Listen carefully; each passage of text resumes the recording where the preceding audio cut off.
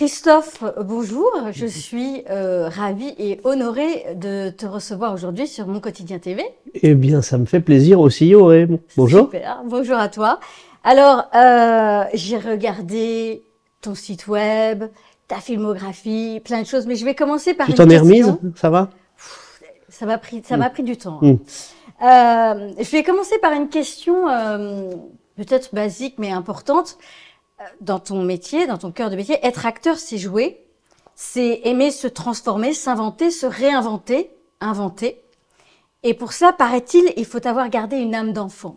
Mmh. J'ai vu quelques photos de toi enfant, justement. Donc, quel enfant étais-tu? Eh bien, je pense que j'étais un enfant un peu turbulent, mais bienveillant, mignon, qui aimait le contact avec les autres et qui aimait jouer, oui. Oui, on voit déjà là une photo où tu avais un micro, je crois. Oui. Déjà prêt?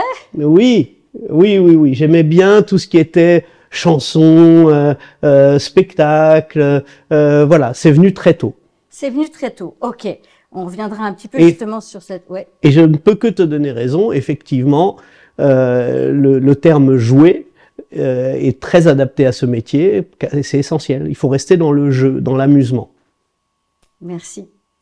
Alors, en consultant ton site, j'ai découvert donc ton parcours impressionnant, classe libre des cours Florent, qui est réputé difficile à intégrer. Passage à la Comédie Française, où tu es toujours référencé. Ta filmographie, permets-moi d'évoquer donc Comme un dimanche en 94, Parlez-moi d'amour, que j'ai adoré en 2001, Barbecue en 2001, Même pas mal en 2003, Main courante en 2012, Goose en 2017, entre autres. Hein. Bon, je cite quelques-uns. Donc, on venait de parler un petit peu de cette peut-être vocation qui s'est imposée à toi, mais comment elle s'est imposée à toi? Tu peux nous en dire un petit peu plus?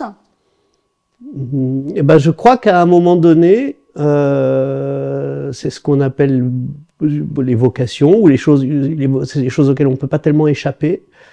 C'est complexe de savoir comment les choses s'imposent. Je crois qu'en fait, j'étais très angoissé par le fait de n'avoir qu'une seule vie. Quand on a une vie, on choisit un chemin, on devient ingénieur, architecte, avocat, et on reste coincé dans ce personnage. Parce que tout le monde se construit un personnage, ou présentatrice télé, ou on se construit un personnage qui a des codes de société. Et ça m'angoissait beaucoup. C'est-à-dire que devenir un personnage était angoissant. Je voulais en devenir 10, 100, 200, afin d'échapper à cette règle un peu bizarre de société qu'il fallait devenir quelqu'un. Et le métier de comédien était une façon ludique d'échapper à ça, et ça m'est venu très tôt. Et heureusement, bon bah voilà, j'ai eu des profs à l'école qui m'ont suivi dans cette idée-là. Et puis derrière, eh ben j'ai eu la chance de travailler assez rapidement, donc ça m'a réconforté aussi dans mon choix. Et puis d'en vivre. L'idée c'était d'en vivre. C'était pas forcément, plein de gens ont une idée du star system ou de devenir connu au niveau mondial, mais je crois que le but c'est déjà d'en vivre, de se faire plaisir en vivant. Voilà. C'est ce qu'il y a de plus dur dans ce métier, hein, d'ailleurs. Hein. Comme plein de passions, comme plein de passions. Voilà, il y a plein de gens qui passent un temps fou et qui ne vivent pas de leur passion. Et donc il faut être très reconnaissant quand on vit de sa passion. Ouais, c'est un cadeau. Alors j'ai cité quelques films, mais on te retrouve également dans pas mal de spots publicitaires où l'humour et la dérision semblent prédominer, d'après ce que j'ai vu. Est-ce que c'est une marque de fabrique? Alors, bon, déjà, il faut préciser, bon, les films que tu as cités, etc., c'est pas des trucs énormes, hein. Bon, les passages à la Comédie Française, ok, d'accord. Les concours, oui, j'étais aussi au stage du Conservatoire National, bon, d'accord. Mais en fait, j'ai été adopté par la publicité, très vite. Heureusement ou malheureusement, ça, on verra ça à la fin, hein, on verra ce que ça donne. Mais la publicité, très vite m'a happé. Et comme je suis très fainéant, c'est un milieu dans lequel j'ai trouvé mes aises rapidement. C'était bien payé, on rencontrait des gens assez drôles, contrairement à ce qu'on peut penser. Le milieu de la publicité a souvent été dépeint comme quelque chose d'assez vulgaire, de lourd, d'axé énormément sur le pognon, sur la vente. C'est faux. Il y a beaucoup de gens très créatifs en publicité et je me suis beaucoup amusé en publicité en tant qu'auteur de publicité, en tant qu'acteur, et c'est le summum de la création de personnages, justement, à publicité, parce que, alors, du martien à l'hindou, à plein de personnages, c'est vraiment la cour de récréation, la publicité. Oui, je t'ai vu pas en côte de maille, mais avec une armure, des assurances, c'était assez rigolo. Et puis tu voyages beaucoup. Avec la pub, ça m'a permis de voyager beaucoup. J'aimais bien le voyage aussi. Donc, il n'y a pas que la France. Enfin, je veux dire, j'ai fait beaucoup de publicités qui ont été exportées et qui d'ailleurs n'ont jamais été vues en France, pour le Liban, pour l'Allemagne aussi. Donc, la publicité, c'est un milieu marrant. Voilà. Alors, je parle de dérision parce que sur ton site, j'ai vu cette photo avec toi où tu fais un magnifique doigt d'honneur. Alors, je me demandais si ça s'adressait au monde entier ou si c'était un peu une victoire personnelle si c'était justement, si ça allait avec cet aspect, ce côté dérision qu'il y a chez toi. Bah, historiquement, le doigt d'honneur, ça remonte à très loin. Hein. Il y a dans ce... Faut pas que ça paraisse pas prétentieux, mais dans ce choix de métier, c'est aussi une volonté de se marginaliser un peu, encore une fois, un refus de la société. Et d'ailleurs, je déteste, même si effectivement j'ai été à la Comédie Française pendant un moment, qui est subventionnée par l'État, mais je déteste la subvention et le rôle de l'État dans la culture, et je suis très nostalgique d'une époque de l'indépendance des arts, parce que justement la fonction de l'art est de pouvoir faire un doigt et de revendiquer son indépendance et son autonomie pour avoir un jugement aussi plus libre sur le monde, sur les choses, sur les êtres, et c'est la fonction de l'art. La fonction de l'art est d'être indépendant. Voilà. Alors tu parles d'indépendance, ouais, je vois sur ton parcours justement auteur, scénariste, producteur, donc pour moi homme de scène complet, hein, avec la palette complète. Ouais. Mais dans quelle branche est-ce que tu t'épanouis le plus? Est-ce que pour toi les trois sont venus logiquement de façon complémentaire? Est-ce qu'il y en a une dans laquelle tu t'épanouis le plus? Eh bien, j'aime bien faire le con, mais j'aime bien être pris au sérieux aussi. Ouais. Donc c'est très difficile à unir ces deux envies. J'adore faire le con, c'est c'est un privilège énorme que de faire le con, mais j'aime bien être pris au sérieux aussi et avoir des prises de position et pouvoir écrire et pouvoir donc ou monter des projets. Donc forcément ça amène à se diversifier. C'est quelque chose qu'on n'aime pas trop en France. D'ailleurs ça devrait même pas se savoir, parce que pourquoi savoir qu'on est aussi producteur ou pour... Non, moi c'est pas un... Je vais changer ça d'ailleurs dans les trucs de présentation, parce que je trouve que ça a même pas besoin on n'a même pas tellement besoin de le savoir. Où est-ce que je me sens le mieux, si c'était ça la question, dans les trois, voilà. Mais je pourrais pas faire que un truc, faire que de la production, ou être que auteur, ou être que comédien, je pourrais pas. Il faut faire plusieurs choses. Voilà. Alors justement, ce que tu me dis, t'aimes pas être limité justement dans un aspect, et que tu as besoin de cette liberté totale. On va parler un petit peu plus de toi. Et si je te demandais de te définir en 5 adjectifs ou en 5 mots-clés, qu'est-ce qui te vient à l'esprit? En 5 adjectifs? Ouais, ou 5 mots. Comment tu te définis spontanément comme ça? Alors, j'espère être ludique. J'espère être quelqu'un de réfléchi. J'espère avoir gardé un minimum de charisme. J'espère être quelqu'un de posé. Et j'espère être quelqu'un d'empathique.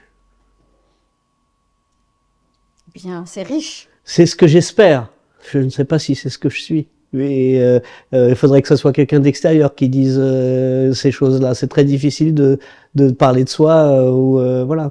C'est difficile, mais justement, tu viens de me donner une belle transition, puisque si je demandais aux gens autour de toi, qui est Christophe? Comment est-il? Que penses-tu qu'il me dirait de toi? Mais je pense que pour n'importe qui, tu tomberas toujours sur quelqu'un qui va te dire Christophe Wintrich, c'est un trou du cul, et quelqu'un qui va te dire Christophe Wintrich, c'est un génie. Pour n'importe qui, Et c'est pour ça qu'il faut pas se soucier, puisqu'on est dans l'ère des réseaux sociaux et des trucs où le jugement de l'autre est devenu énorme, alors que c'est ridicule. N'importe quelle publication, il y aura tout et son contraire. Donc en fait, je crois qu'il faut un peu se prendre de la distance sur ce que les gens pensent de soi. C'est très difficile parce que tout le monde a soif de reconnaissance et voilà. Mais je crois que le but du jeu, c'est un peu de prendre de la distance. Donc, qu'est-ce que les gens pensent de moi? Franchement, si c'est pas des gens qui me sont proches, je m'en fous un peu. Ça devient touchant ou blessant quand c'est des gens qui sont proches. Mais pour le reste, ce que les gens pensent de moi, ils pensent ce qu'ils veulent. Voilà. Ils sont pas obligés ni de me subir, ni de me regarder, ni de... Voilà. T'es assez libéré par rapport au regard d'autrui et l'opinion d'autrui. Allez, une question maintenant. Quelle est la plus grosse bourde que tu aies faite durant un casting, un tournage ou une répétition? La plus grosse bourde. Oh la vache! Ça, t'aurais dû me le demander avant, comme ça j'aurais préparé pour m'en souvenir. Ah ouais, des grosses conneries, j'en fais tout le temps en général. Mais maintenant, me souvenir directement d'un truc suffisamment énorme pour qu'on s'en souvienne. Bon, j'ai un sale caractère, donc parfois je suis déjà arrivé sur des plateaux ou des trucs avec un caractère de merde, et c'est une bourde. C'est des choses que parfois je regrette amèrement, mais une bourde en particulier... Allez, une. Non, je te promets, là comme ça me revient pas. Tu peux en choisir une? Mais je te promets, ça ne me revient pas. Bon, ouais. Alors j'y reviendrai après. Ouais. Comme ça te laisse le temps de réfléchir. Qu'est-ce qui est pour toi, qu'est-ce qui marque ta plus grande réussite? Ce que tu considères comme vraiment ton accomplissement professionnel? Il n'y en a pas. Il n'y en a pas. Non.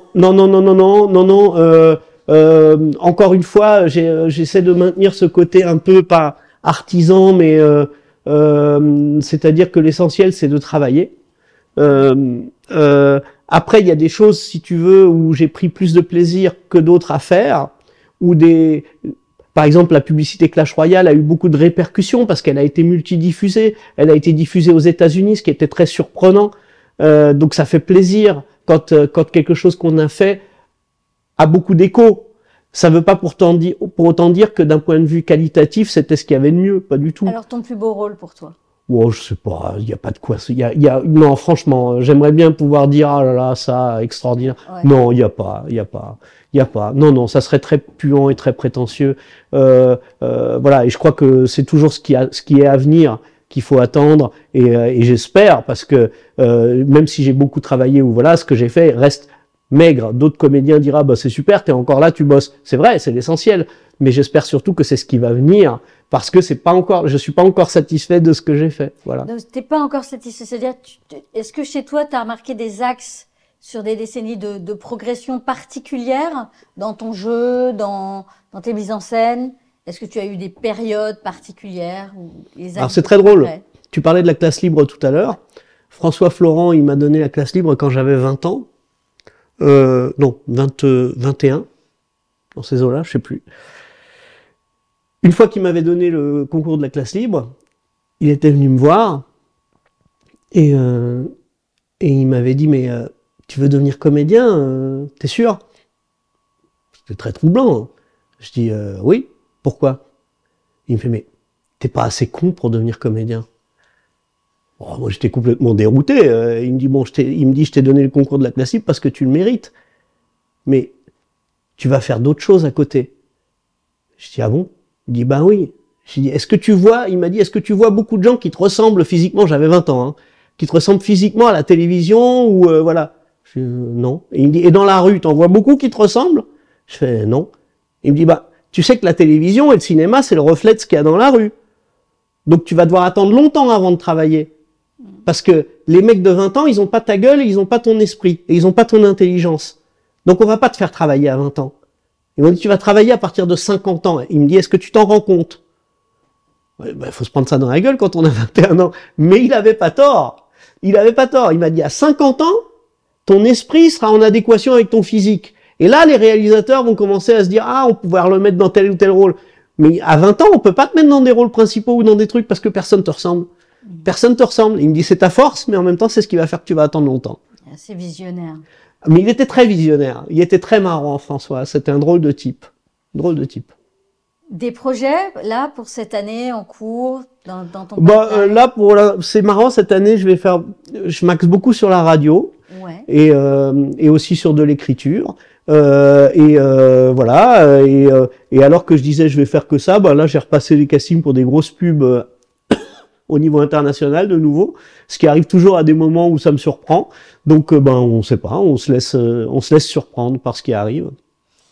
Merci beaucoup. Dernière question, on avait dit, c'est vrai que je t'avais envoyé un message en disant, est-ce qu'il y a des sujets à aborder ou pas? Non, tu étais assez libre dans ta réponse. Ce métier, il a pas mal évolué, les écoles ont pas mal évolué, la façon d'enseigner aussi. Quel regard tu portes sur la nouvelle génération d'acteurs? T'es sûr qu'on a le temps? En fait, c'est pas sur... Encore une fois, j'en reviens à ce que disait François Florent. La télévision, le cinéma, le théâtre, l'art, en général, l'écriture, sont toujours le reflet d'une époque. Qu'est-ce que je pense de la nouvelle génération de comédiens? Elle est le reflet de notre époque.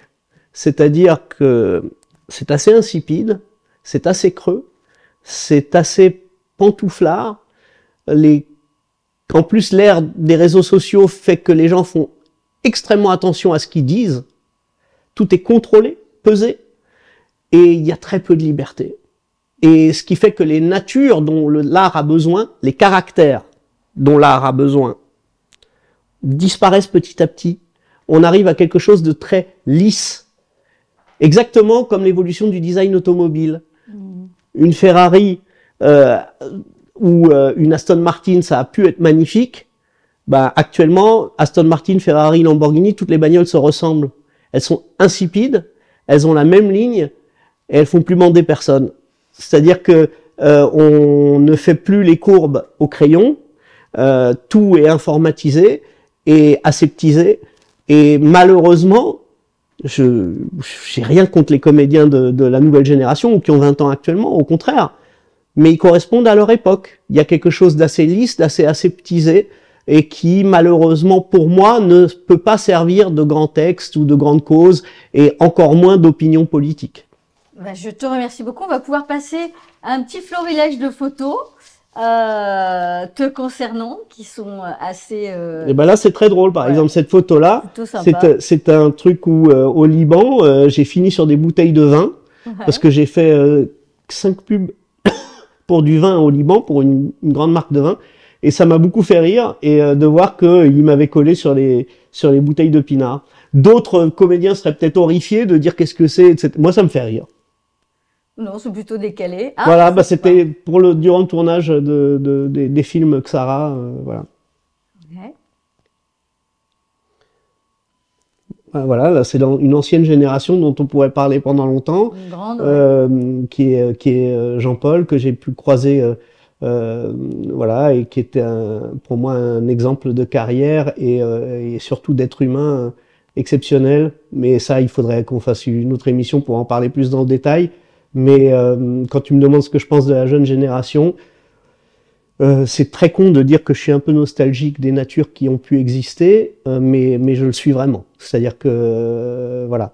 Et pourtant, Jean-Paul était quelqu'un de très discret, politiquement parlant, etc. Mais il avait une vraie nature et il a amené quelque chose. C'est quelqu'un qui n'avait pas peur de créer.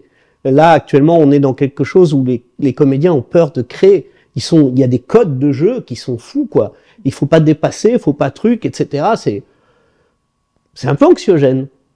Je te remercie beaucoup. C'était la dernière photo. Christophe, c'était un vrai plaisir de faire plus ample connaissance avec toi. Tu vois, j'ai même pas eu le temps de finir le café. tellement j'ai été happé par ton talent. Ah écoute, de même, on va le finir ensemble après off. Mille merci. Merci à l'équipe. Ah bon? À Cyril Barthélémy, à Jean-Sébastien Rouchet. Production, réalisation, et merci à Louane pour le maquillage. À très vite. Merci beaucoup. À bientôt. Belle fin de journée.